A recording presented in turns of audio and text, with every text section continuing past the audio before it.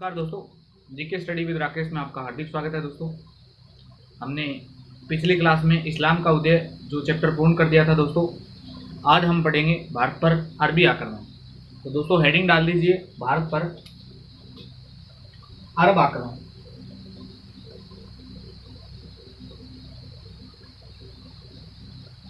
दोस्तों, आपने पढ़ा होगा कि भारत पर अरबी आक्रमण सबसे पहले किसने किया था। तो आपके जहन में एक सवाल आ रहा होगा कि भारत पर अरबी आक्रमण किया था मोहम्मद बिन कासिम।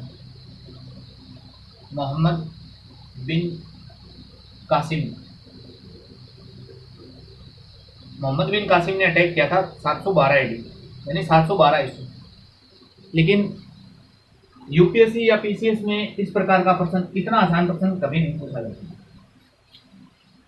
अगर प्रश्न पूछा जाए कि भारत पर पहला सफल अरबी आक्रमण कब हुआ था, तो पहला सफल अरबी आक्रमण हुआ था मोहम्मद बिन कासिम के नेतृत्व में।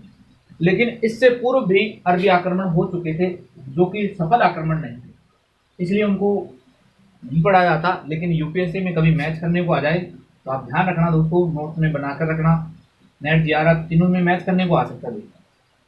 अच्छे लेवल की भर्तियां जैसे एसआई में है तो मैच करने को आ सकता है। यानी अरब आक्रमण, तो अगर प्रश्न पहला पूछा जाए, आपसे ये पूछा जाए कि भारत पर पहला सफल अरबी आक्रमण कब हुआ था, तो उत्तर आएगा मोहम्मद बिन कासिम 712 एडी। लेकिन इससे पूर्व भी अटैक हो चुके थे, यानी आक्रमण तो पहले भी हुए थे, लेकिन वो सफल आक्रमण नहीं थे, इसलिए उनको लिखा नहीं जाता। तो दोस्तों देख लेते हैं इनसे पूर्व कौन कौन से आक्रमण हुए। तो सबसे पहला अटैक हुआ था दोस्तों 634 एडी में। 634 एडी में, और 634 एडी में किसने अटैक किया था? तो इस समय यहाँ खलीफा था उमर खलीफा। उमर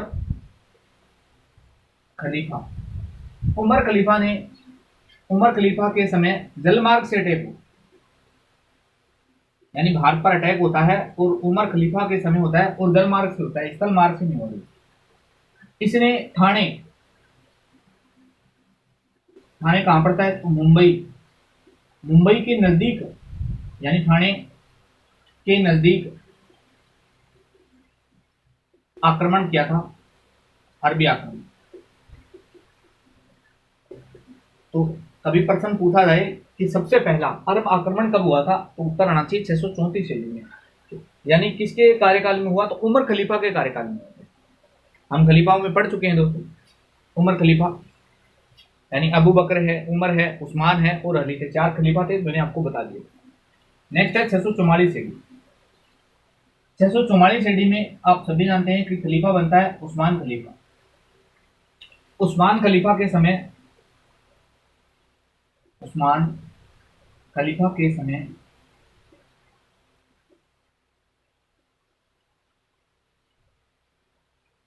सिस्तान कहते हैं दोस्तों पूर्वी ईरान को।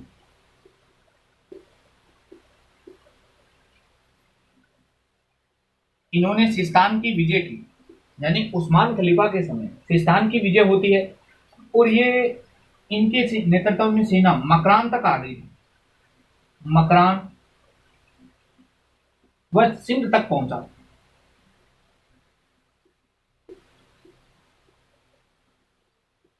यानी सेना भारत आ जाती है, मकरान और सिंध क्षेत्र तक पहुंच जाती है। लेकिन ये रुके नहीं, परंतु सेना रुकती नहीं है,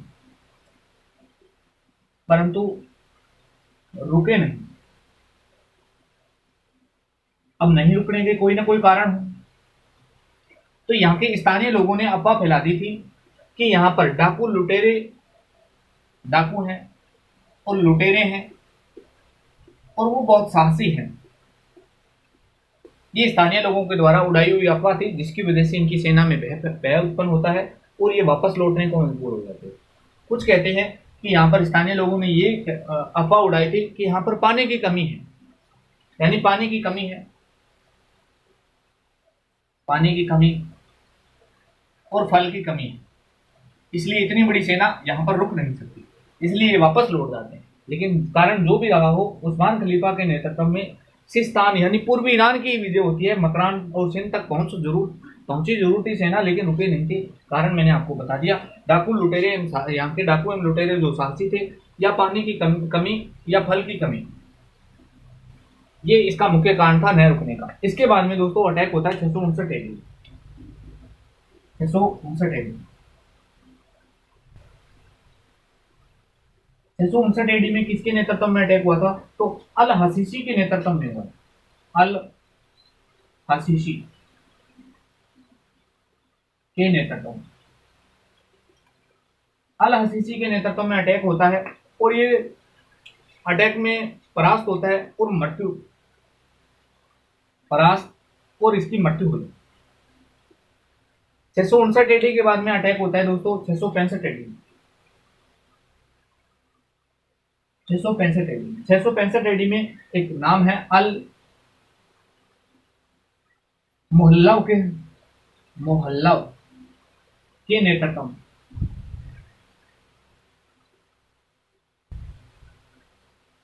अल मुहल्लव के नेतृत्व में ये भी परास्त और मृत्यु।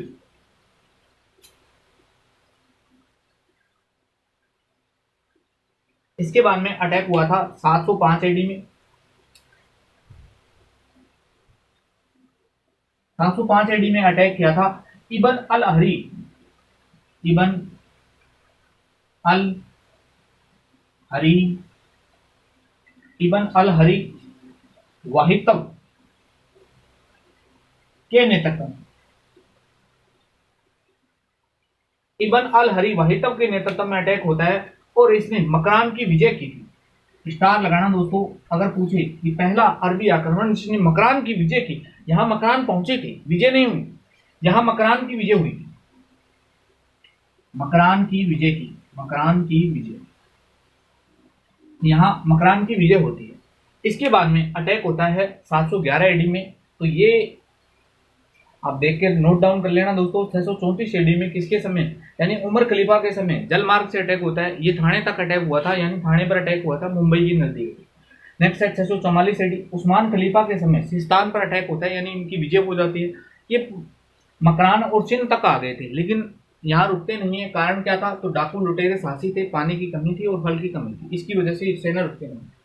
नेक्स्ट 659 AD में अटैक होता है अल हसीसी के नेतृत्व में। अल हसीसी की हार होती है और युद्ध स्थल पर मारा गया, यानी मृत्यु हो जाती है। 655 AD, तो 655 नहीं है दोस्तों, ये 665 AD, 665 AD में अल मुहल्लव के नेतृत्व में अल मुहल्लव भी परास्त होता है और मृत्यु हो जाती है। नेक्स्ट है 705 AD। 705 AD में इबन अल हरी वाहितव के नेतृत्व में अटैक होता है और इन्होंने सबसे पहले मकरान की विजय की थी। तो स्टार लगा के रखना दोस्तों, कभी प्रश्न आज तक पूछा नहीं है, यूपीएससी पूछ सकती है कि मकरान की विजय कब हुई थी। तो मकरान की विजय 705 AD में हो गई थी।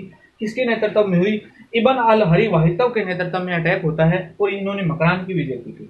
इसके बाद में दोस्तों 711 AD में अटैक होता है और वहीं से नींव पड़ती है मोहम्मद बिन कासिम की। 711 AD का अटैक देखते हैं।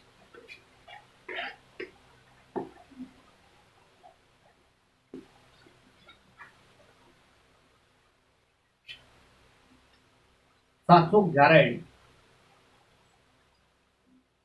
711 AD में उमर यानी खलीफा कौन था? खलीफा था वाहिद।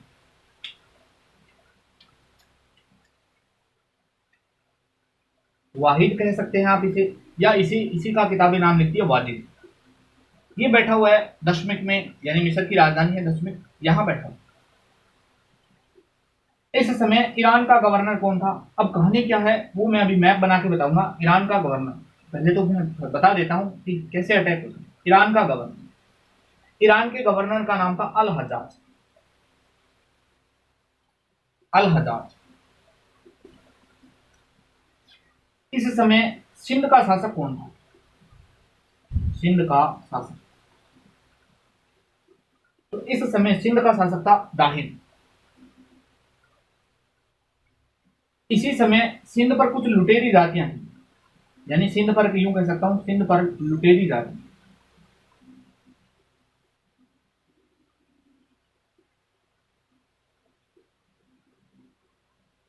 लुटेरी जातियों में अगर नाम लिया जाए तो मेड है, पुरक है, आपका संगार है, जाट है।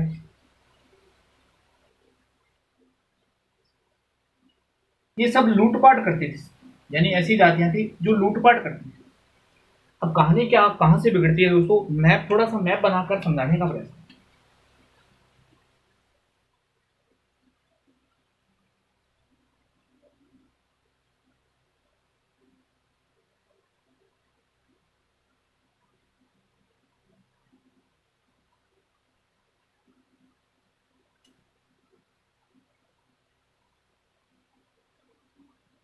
ये भारतीय मैप है, यानी खलीफा कहाँ बैठा हुआ है, यहाँ, यहाँ लाल सागर है,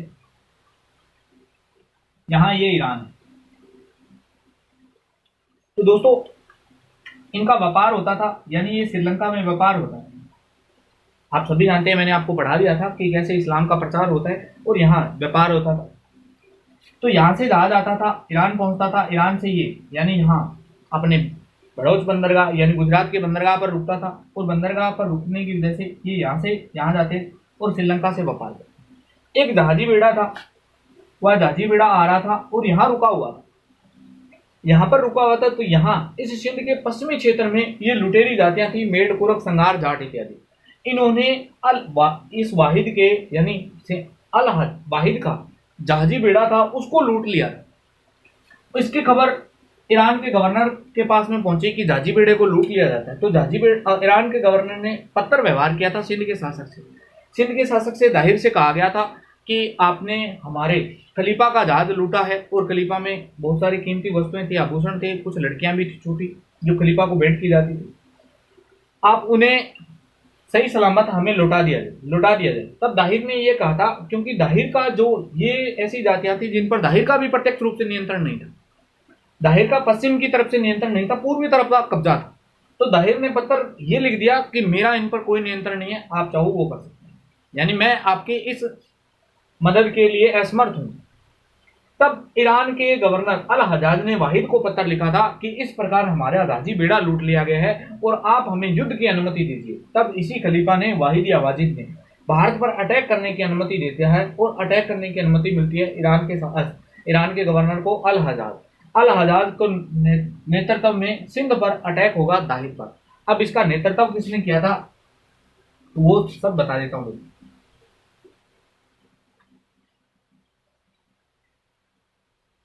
यानी अल हजाज ने सेना भेजी, अल हजाज ने सेना भेजी। अब दोस्तों सेना स्थल मार्ग से भी भेजी और जल मार्ग से भी भेजी। स्थल मार्ग की सेना का नेतृत्व कर रहा था अब्दुल्लाह, और जलमार्ग की सेना का नेतृत्व कर रहा था बरदूल या बरदूल, या इसी को किताब में लिखती है बुदेल। ये पूरा कहानी होती है। यानी खलीफा कौन था, वाहिद या वाजिद। ईरान का शासक अल हजाज, सिंध का शासक कौन था, दाहिर। अल हजाज ने सेना भेजता है, और सेना स्थल मार्ग से भी आई थी और जल मार्ग से आई थी। स्थल मार्ग की सेना का नेतृत्व कौन कर रहा था, अब्दुल्लाह कर रहा था। जल मार्ग की बरदूल या बुदैल कर रहा था। उल्लेख ये मिलता है कि इस अल हजाज की सेना यानी परास्त हो जाती है दाहिर से। ये परास्त होते हैं दोस्तों, और इस बात की खबर ईरान के यानी खलीफा को दी ही नहीं जाती है। यानी ईरान के गवर्नर की बेइज्जती होगी, अपनी बेइज्जती को छुपाने के लिए इसने वाहिद से कहा ही नहीं कि हमने सेना भेजी और वो हमारी परास्त होगी। इसलिए इसने सबसे योग्य सेनापति को बुलाया जाता है, और योग्य सेनापति का नाम था मोहम्मद बिन कासिम, जो एक 17 साल का लड़का था। और 17 साल के लड़के ने भारत पर अटैक किया, और ये भारत को किस प्रकार जीता है वो सब हम देखते हैं दोस्तों। तो यहाँ तक उम्मीद करता हूँ आपको समझ में आ गया होगा। यानी 711 AD में अटैक होता है, और ईरान के गवर्नर अल हजाज की जो सेना थी वह दाहिर की सेना से परास्त हो जाती है। अब अटैक बढ़ते हैं 712 का, और 712 के अटैक में बढ़ते हैं मोहम्मद बिन कासिम का। तो आज से कोई पूछे कि भारत पर पहला अरबी आक्रमण, सफल अरबी आक्रमण किसने किया था, तो मोहम्मद बिन कासिम ने किया। तो 712 AD में अटैक होता है, और कौन करता है, तो मोहम्मद बिन कासिम करता है। ईरान के गवर्नर के कहने में ये 17 साल का ही बालक था दोस्तों, 17 वर्ष की आयु थी इस समय। 17 वर्ष की आयु थी, इसने विशाल सेना तैयार की, विशाल सेना सहित आया था ये। इस विशाल सेना में 6000 इराकी घोड़े थे।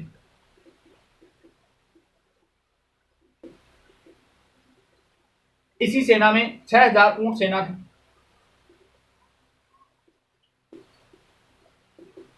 इसी विशाल सेना में 3000 भारवाहक ऊंट थी।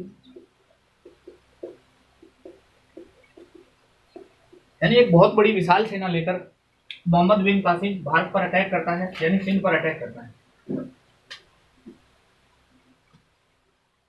अब ये दोस्तों, ये सेना कहां से आएगी? तो आप सभी जानते हैं स्थल मार्ग से आ रही है।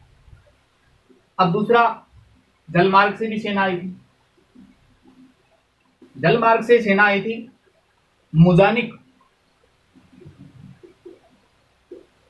क्या इसी का ही दूसरा नाम है मैग्नल।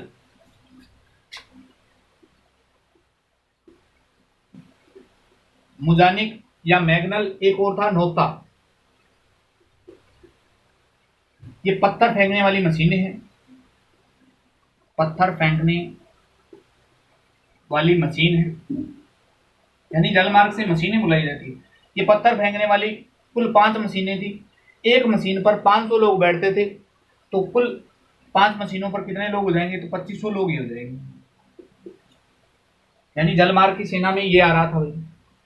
इसी समय मकरान का शासक था। मकरान के शासक का नाम क्या था? जो मोहम्मद बिन कासिम का समर्थन करता है, यानी मोहम्मद बिन कासिम का साथ देता है, मकरान के शासक का नाम था मोहम्मद हारून। मोहम्मद हारून भारत के जाट, अभी मैंने बताया था ना दोस्तों, लुटेरी जातियां, यानी जाट थी, कुरक थी, संगार थी। भारत के जाट, मेड़ और बौद्ध धर्म के जितने भी अनुयायी थे, बौद्धों ने कासिम का सहयोग किया, कासिम का साथ दिया। अब क्यों दिया था? तो सभी जानते हैं दोस्तों, क्योंकि इनकी जमती नहीं थी किससे? तो सिंध के शासक दाहिर से नहीं जमती थी, इसलिए इन्होंने मोहम्मद बिन का कासिम का साथ दिया। तो ये इतनी बड़ी विशाल सेना लेकर भारत पर अटैक होता है। अब दोस्तों, इसके अटैक देखते हैं कि कहां कहां कौन कौन से अटैक किए थे इसने। मोहम्मद बिन कासिम 17 वर्ष की आयु में अटैक करता है, एक विशाल सेना लेकर आता है। स्थल मार्ग की सेना का, यानी 6000 इराकी घोड़े थे, 6000 ऊंट सेना थी, 3000 भारवाहक ऊंट थे, ये स्थल मार्ग से आई थी। जल मार्ग की सेना में 5 मशीनें बुलवाई थी, जिनका नाम था मुजानिक, या इसी को मैग्नल लिखते हैं, नोक्ता नामक मशीन थी। ये कुल 5 मशीनें थी और 500 यानी एक मशीन दोस्तों, यानी एक मशीन पर 500 लोग बैठते हैं, तो 2500 लोग हो जाएंगे। मकरान के शासक का नाम था मोहम्मद हारून, जो कासिम का साथ देता है। इसी समय सिंध के पश्चिमी क्षेत्र पर रहने वाली कुछ जातियां थी, जाट, मेड़ और बौद्ध, जो कासिम का सहयोग करते हैं। तो इस प्रकार कासिम एक विशाल सेना सहित आ जाता है, यानी उसमें उसका कुछ तो उसकी सेनाएं बड़ी थी, ऊपर से भारतीय लोगों का समर्थन मिलता है। इस कारण यह भारत पर एक अच्छा, मैं यूं कह सकता हूं कि भारत पर इसने एक सफल आक्रमण किया। तो सबसे पहला अटैक कहां किया था इसने? तो ध्यान रखना दोस्तों, सबसे पहला अटैक किया था इसने देवल। देवल नामक स्थान है, यानी मोहम्मद बिन कासिम का अटैक होता है और पहला अटैक हुआ था देवल। इसी को किताबें लिख देती है दाऊल विजय। दाऊल विजय ये सिंध प्रांत में पड़ता है। देवल या दाऊल विजय। अब दोस्तों, इतनी बड़ी विशाल सेना लेकर आया था, मोहम्मद बिन कासिम आते ही टूट पड़ा था भारतीयों में। तो इसने देवल या दाऊल में 3 दिन कत्लेआम करवाया।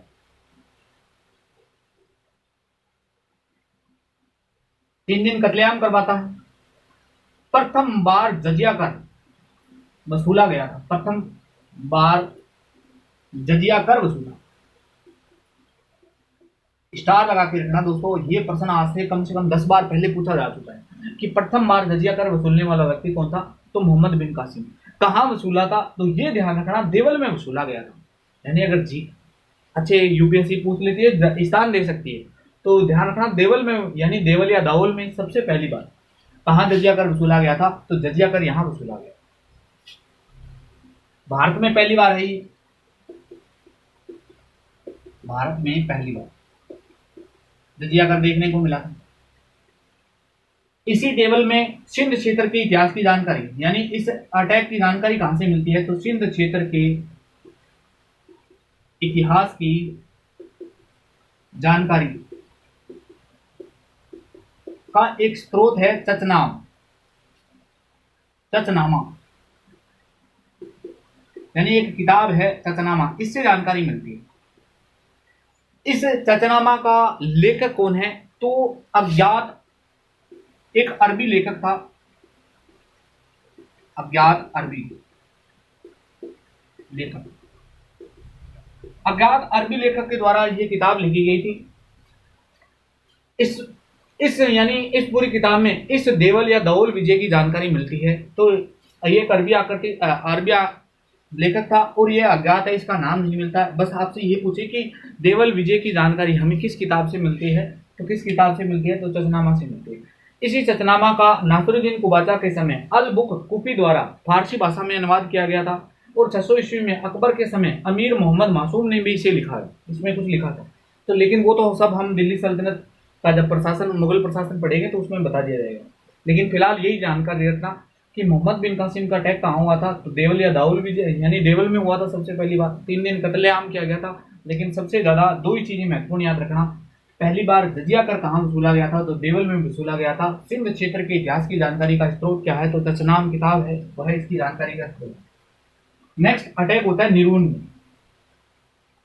निरून नामक जगह है, निरून में अटैक होता है। अब निरून में क्या होता है दोस्तों, यहाँ पर बौद्ध मतानुयायी बहुत थे, बौद्ध मतानुयायी, यानी ये पूरा क्षेत्र बौद्धों का था। यहाँ सर्वाधिक बहुतायात में जो पाए जाते थे वो बौद्ध थे। बौद्धों ने अपना शासक कासिम को स्वीकार किया कि आप हमारे राजा हैं, और अहिंसा धर्म का पालन किया, यानी महात्मा बुद्ध के अहिंसा धर्म का पालन करता है। इसलिए कासिम ने निरोन नामक क्षेत्र पर कोई कुछ नहीं किया करता है, हाँ यहाँ से आगे बढ़ जाता है, यानी बिना युद्ध लड़े ही आगे बढ़ जाता है। तो ये क्रम भी ध्यान होना चाहिए। सबसे पहले देवल, देवल के बाद में निरून, निरून के बाद में सहवान,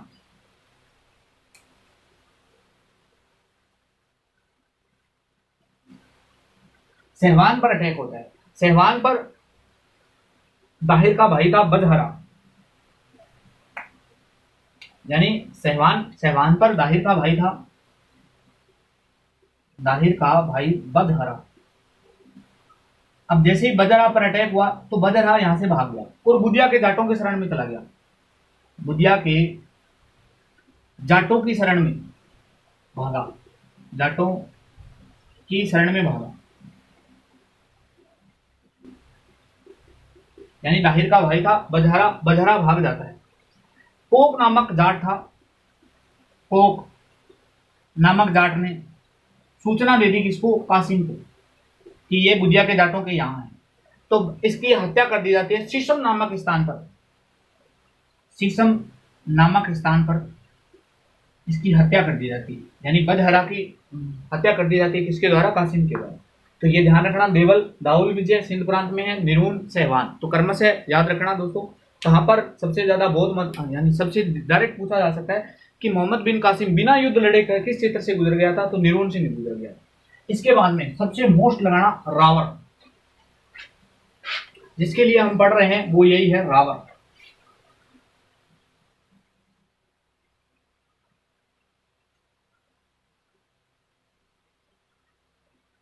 रावर तो मैंने आपको पहले ही बताया था कि दाहिर था ना, दाहिर वो पश्चिमी सीमा पर, यानी पश्चिमी सीमा पर जो भी पश्चिमी प्रांत थे उन पर लुटेरी जातियां पाई जाती थी, इसलिए वह पश्चिमी सीमा की ओर मजबूती नहीं दिखा रहा था, वह पूर्वी सीमा की ओर मजबूती दिखा रहा था।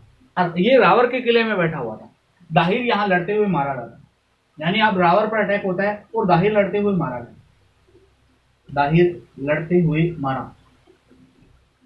मारा गया। अब दाहिर की पत्नी थी दोस्तों, दाहिर की पत्नी रानी देवी, रानी देवी कुछ समय संघर्ष करती है और ये भी यानी नेतृत्व करती है, और ये भी मृत्यु को प्राप्त होती है, ये भी हार जाती है और मृत्यु को प्राप्त होती है। तो ये था रावर।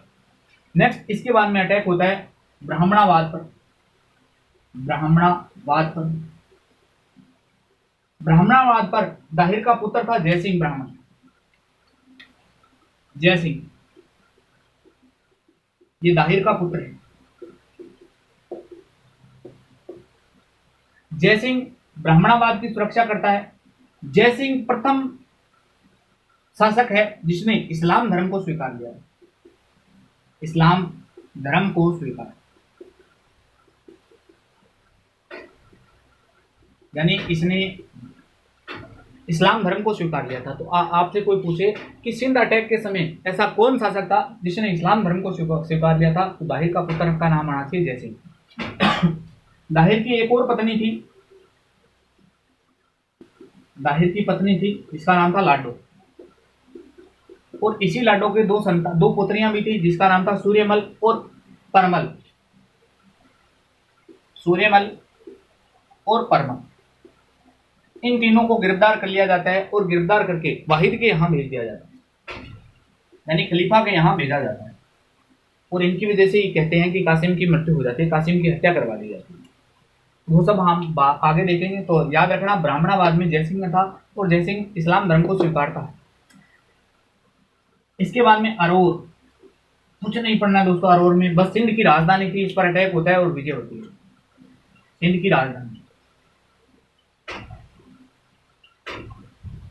अरोर के बाद में नेक्स्ट है सिक्का। सिक्का नामक स्थान पर कासिम अटैक करता है। और सिक्का के बाद में मुल्तान,